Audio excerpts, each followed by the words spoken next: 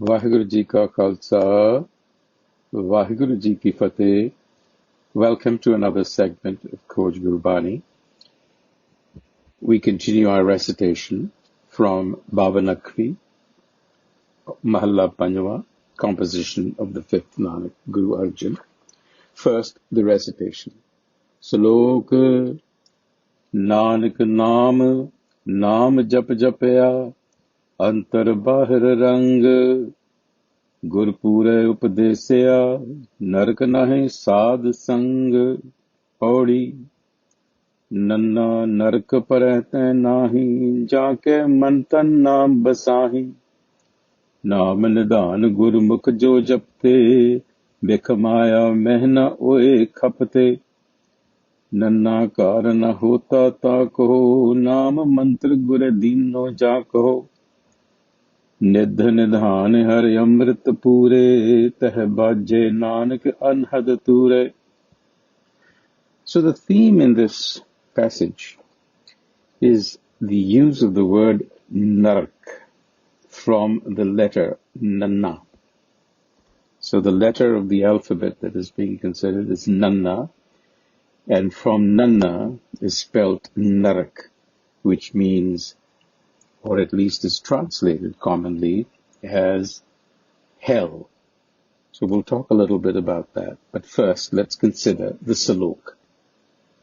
Nanak Naam Naam Jap Japiya, Antar Bahar Rang, Gur Pure Upadesya, Narak Na Sad Sang. Says Nanak, in the presence of the perfect Master, Sad Sang, self-knowledge is reflected upon and self-realization is achieved. This is what happens when you're in the presence and the company of the perfect Master, that we also call the Guru. And then those who have received this instruction and absorb it, Gurpure Upadesya, there is no hell, Narak Na. And we'll see what that means in a moment. This theme continues in the Pauri, where the Guru begins by saying, Nanna Narak Parate Nahi, no hell, Jaake Man, in which mind, Naam Basahi. Says Nanak, hell ceases to exist. Nanak Narak Parete Nahi. Pare actually means to enter, which can be seen as being enveloped by hell. For those who are guided by Guru wisdom, Jaake Manatana Naam Basahi. So the ones who are Guru guided assimilate the virtues of the self, because self-knowledge really is expressed as virtues. So Naam Nidhan Gurmukh Jo Japte. Japte, those who reflect, who understand, who become aware.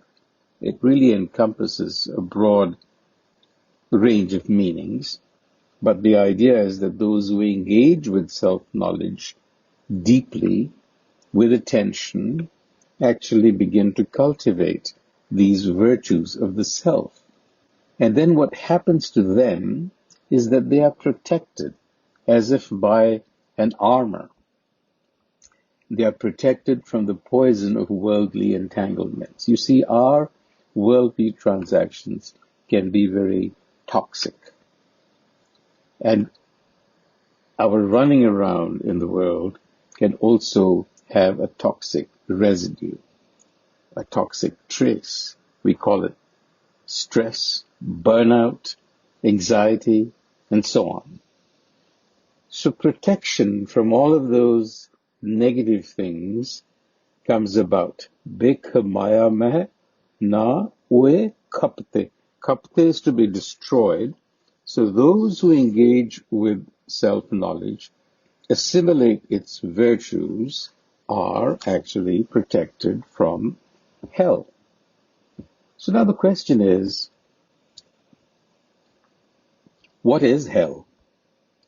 So the idea of Narak, which is generally translated as hell, we know runs through practically all religions. But again, what is it?